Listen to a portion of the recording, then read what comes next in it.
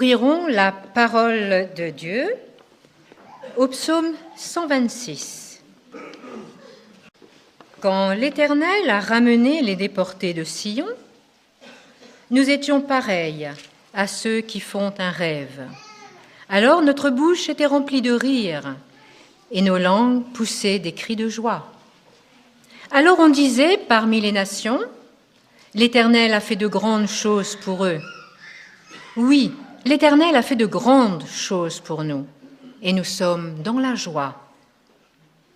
Éternel, ramène nos déportés comme tu ramènes les ruisseaux dans le Néguev. Ceux qui sèment avec larmes moissonneront dans la joie. Celui qui marche en pleurant avec un sac de semences reviendra avec joie en portant ses gerbes. Que le Seigneur bénisse sa parole. Amen. Bonjour à tous. Est-ce que l'Éternel a fait de grandes choses pour vous cette semaine ? Oui ? Amen. Alors, réveil et parole de Dieu. Voilà donc notre thème, voilà donc notre mot d'ordre pour cette semaine. Réveil et parole de Dieu, ça ressemble aussi à ça. La suivante. On pouvait laisser éteindre. Voilà. D'accord. Vous voyez quand même assez bien. Réveil et parole de Dieu, ça va bien ensemble, hein ? Bon.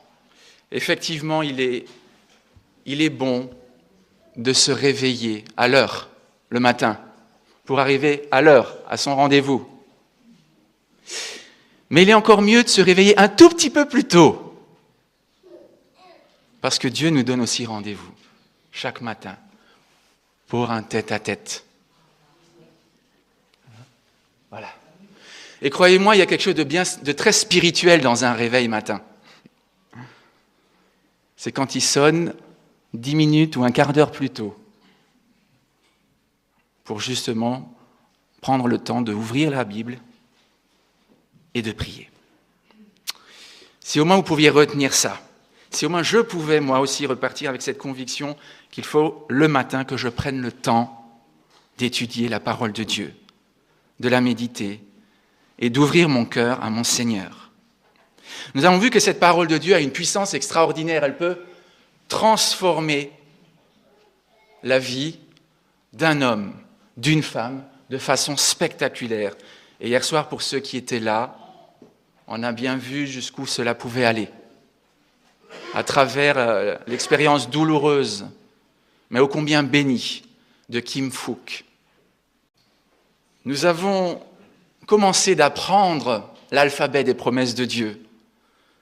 Et je vous invite à continuer de serrer les paroles divines dans vos cœurs, autrement dit, de les fixer dans votre mémoire. A, B, C, D, E, F, etc. Alors je laisserai à votre disposition un résumé avec ces différentes promesses. Et elles seront à la disposition de tous. Qu'est-ce qu'il y a finalement au cœur de la parole de Dieu ? J'aime bien cette photo. Qu'est-ce qu'il y a au cœur de la parole de Dieu ? Eh bien, un cœur. Quel est le psaume le plus court de la Bible ? Le 117. Bien. Quel est le psaume le plus long de la Bible ?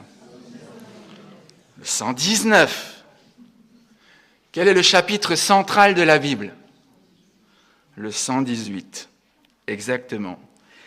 Il y a 594 chapitres avant et 594 chapitres après, ce qui fait en tout 1188 chapitres. Le psaume 118 étant le 1189e chapitre de la Bible. Mais tiens, si l'on additionne le nombre de chapitres qu'il y a avant et après, on arrive à 1188. Je peux faire une référence avec ça. 1188. 1, 1, 8, 8. Je peux faire psaume 118, verset 8. Ah. Et qu'y a-t-il au psaume 118, verset 8 ?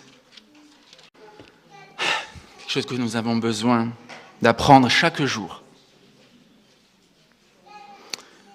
Au cœur de l'expérience chrétienne, au cœur de notre vie de foi. Mieux vaut chercher un refuge en l'Éternel que de se confier à l'homme. Et puis c'est répété au verset 9 pour dire que c'est important. On le dit 2 fois dans ce psaume. Mieux vaut chercher un refuge en l'Éternel que de se confier au grand. Parce que l'Éternel est plus grand que tous les grands de ce monde. Ne l'oublions jamais. Oui, la confiance en Dieu est un élément central de notre expérience. Apprenons à nous confier en sa parole. Béni soit l'homme qui se confie dans l'Éternel. Vous connaissez maintenant cette promesse de la lettre B. Et dans l'Éternel est l'espérance. Jésus, nous l'avons vu, est celui qui sème la parole de Dieu. Celui qui répand la bonne semence, c'est le Fils de l'homme. Et la semence, c'est la parole de l'homme, Jésus. Mais Jésus veut aussi faire de nous des semeurs qui, à son exemple, eh bien, parcourt les sentiers, parcourt les champs de ce monde pour semer des graines d'évangile. Mais cela ne va pas sans douleur, cela ne va pas sans souffrance, cela ne va pas sans larmes. Et c'est ce que nous avons lu dans le psaume 126 qui a été lu en introduction à ce message. Au verset 5, je relis « Ceux qui sèment avec larmes moissonneront avec chant d'allégresse. Celui qui marche en pleurant quand il porte la semence revient avec allégresse quand il porte ses gerbes. » Il y a là la promesse d'une moisson. La promesse d'une récolte abondante. Mais la promesse aussi que cela ne se fera pas sans larmes. Ça ne se fera pas sans souffrance. Ça ne se fera pas sans effort. Ça ne se fera pas sans difficulté. Et l'apôtre Paul peut en témoigner par expérience. Si vous voulez prendre avec moi dans le livre des Actes au chapitre 20, ce qu'il a dit aux anciens d'Éphèse, avant de les quitter. Acte 20. Nous allons lire 2 extraits de ce discours aux dirigeants de cette église d'Éphèse. Alors, lisons à partir du verset 17 jusqu'au verset 21. Cependant, de Milet, Paul envoya chercher à Éphèse les anciens de l'Église. Lorsqu'ils furent arrivés vers lui, il leur dit : « Vous savez de quelle manière, depuis le premier jour où je suis entré en Asie, je me suis tenu sans cesse auprès de vous, servant le Seigneur en toute humilité, avec larmes, et au milieu des épreuves que me suscitaient les embûches des Juifs. Vous savez que je n'ai rien caché de ce qui vous était utile, et que je n'ai pas craint de vous prêcher et de vous enseigner publiquement et dans les maisons, annonçant aux Juifs et aux Grecs la repentance envers Dieu et la foi en notre Seigneur Jésus-Christ. » L'apôtre Paul le certifie, c'était dans les larmes qu'il a prêché l'Évangile, dans les larmes qu'il a semé la parole de Dieu. Et un peu plus loin, à partir du verset 29, « Je sais qu'il s'introduira parmi vous après mon départ des loups cruels qui n'épargneront pas le troupeau, et qu'il s'élèvera du milieu de vous des hommes qui enseigneront des choses pernicieuses pour entraîner les disciples après eux. Veillez donc, vous souvenant que, durant 3 années, je n'ai cessé, nuit et jour, d'exhorter avec larmes chacun de vous. Il y a un travail, une mission, nous avons parlé ce matin, durant notre école du sabbat, une mission à accomplir, la plus belle qui soit dans ce monde, mais peut-être aussi, dans un certain sens, la plus difficile. Vous connaissez tous Mère Teresa, qui a été une source d'inspiration pour beaucoup de gens. Elle a côtoyé des rois, des présidents, des hommes d'État, et nous a laissé un très bel exemple de service et d'abnégation. Pourtant, son rêve d'aider les autres a commencé par de menus gestes d'amour. Son but était de changer l'atmosphère, ne serait-ce que d'une famille, de sauver ne serait-ce qu'un enfant de la corruption, ou d'accompagner dans la dignité le départ, ne serait-ce que d'un seul mourant. Si vous voulez devenir une source de bénédiction dans ce monde, si vous voulez remplir votre mission pleinement dans ce monde, là où Dieu vous a placé, le seul moyen est d'imiter d'une certaine façon cette femme, l'apôtre Paul, ou mieux encore, Jésus-Christ. Dans son livre « Le lanceur d'étoiles de mer », Loren Elsie raconte l'expérience qu'il vécut un jour en se promenant sur une plage où des milliers d'étoiles de mer s'étaient échouées après une grosse tempête. En voici une. La plage semblait déserte, jusqu'au moment où il remarqua un petit garçon qui ramassait les étoiles une à une avant de les jeter dans l'océan. Quand il lui demanda pourquoi il faisait cela, l'enfant répondit « Mais si je ne les jette pas dans les vagues, elles mourront sur le sable. »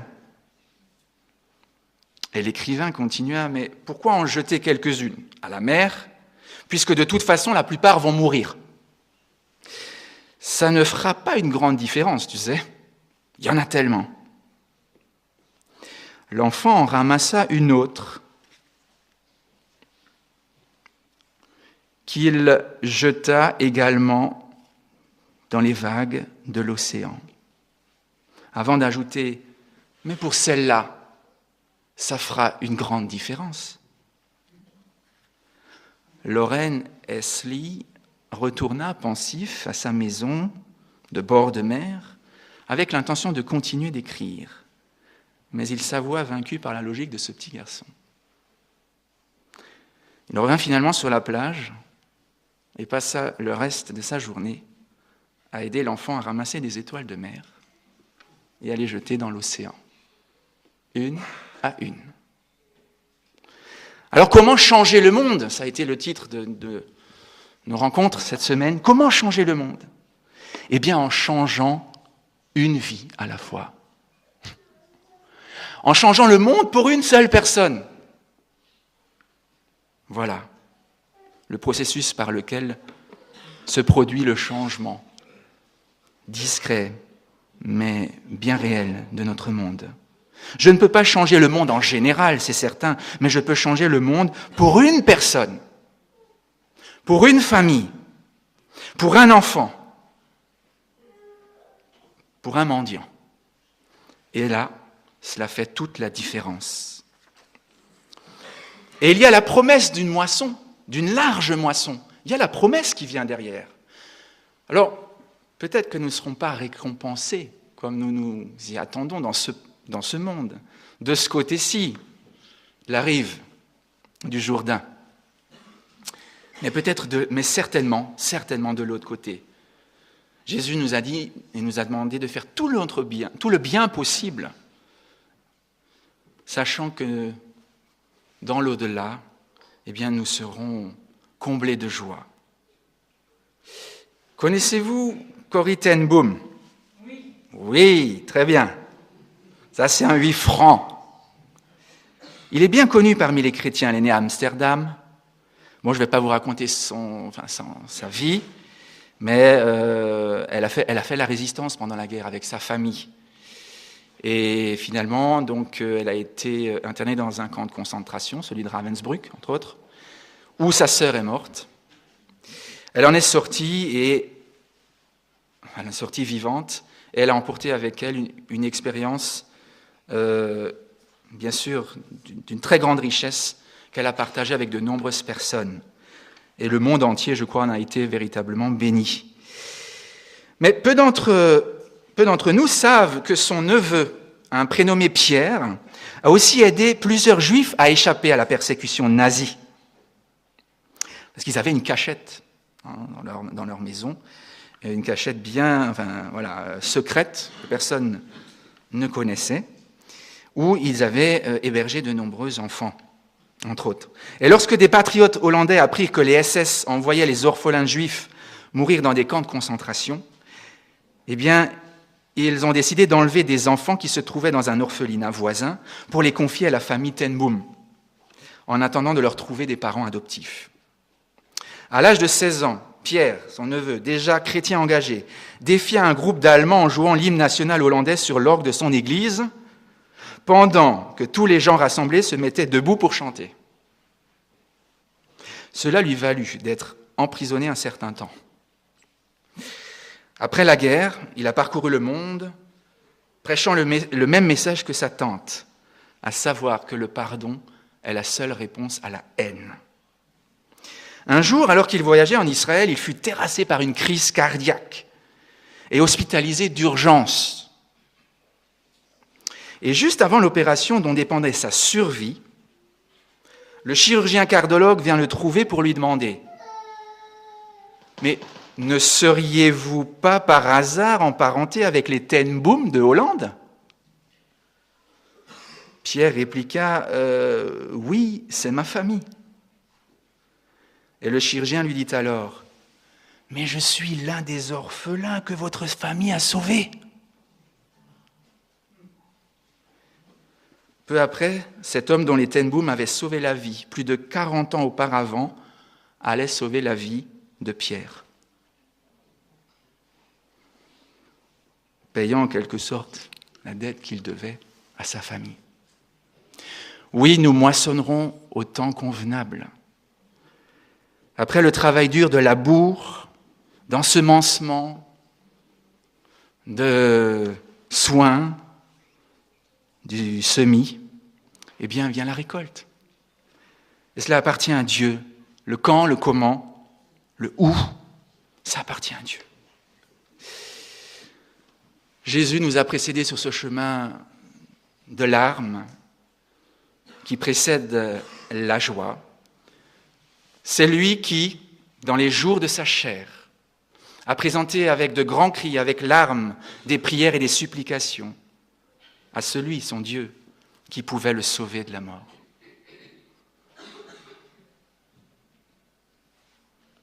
Jésus est cet homme de douleur dont parle le prophète Ésaïe. C'est un texte que nous avons vu cette semaine et que je vous relis en rapport avec la Sainte Seine que nous allons partager. Il quitta un séjour de paix et de sécurité, sacrifiant la gloire qu'il avait auprès du Père avant même que le monde fût, et abandonna la place qu'il occupait sur le trône de l'univers. Il vint sur la terre homme de douleur, exposé à la tentation. Dans la solitude, il sema avec larmes. Il sema avec larmes et arrosa de son sang la semence de vie qu'il était venu apporter à un monde perdu. Voilà ce que nous en dit Ésaïe. Il s'est élevé comme une faible plante, comme un rejeton qui sort d'une terre desséchée. Il n'avait ni beauté ni éclat pour attirer nos regards et son aspect n'avait rien pour nous plaire. Méprisé, abandonné des hommes, semblable à celui dont on se détourne, nous l'avons dédaigné. Nous n'avons fait de lui aucun cas. Et c'est à lui que nous devons la vie. C'est à lui que nous devons la joie qui aujourd'hui fait notre force dans le service rendu à l'humanité. Et c'est lui aussi qui nous fait cette promesse. J'essuierai un jour toute larme de vos yeux.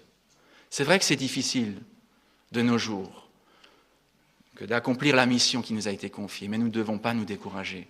Ce n'est pas parce qu'au bout d'un an de travail acharné, à Auxerre par exemple, il n'y a qu'un seul baptême, alors que plusieurs personnes se sont investies, alors qu'on a impliqué des sommes d'argent importantes dans ce projet, ce n'est pas parce qu'il n'y a qu'un seul baptême que ce baptême est insignifiant. Il est aussi signifiant que la vie d'une seule personne pour laquelle le Christ est mort. Et on le sait, Jésus aurait accepté de mourir ne serait-ce que pour une seule personne. Rendons gloire à Dieu pour ces personnes qui donnent leur cœur à leur Sauveur et qui viennent nous encourager dans notre travail de semeur d'évangile. Amen.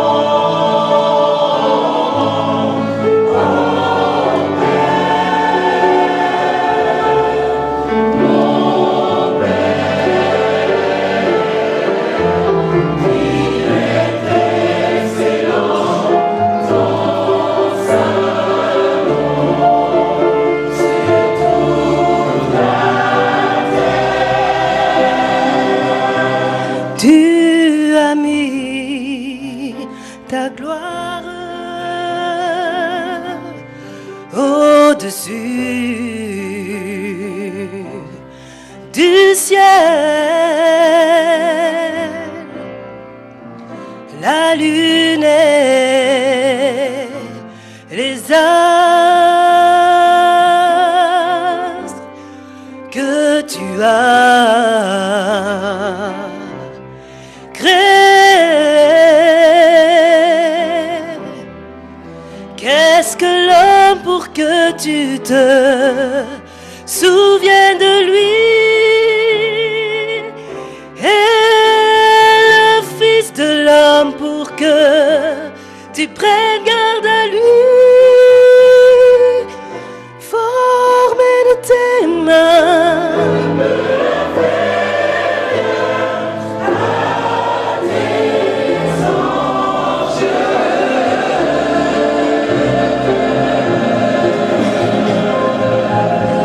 Et tu l'as couvert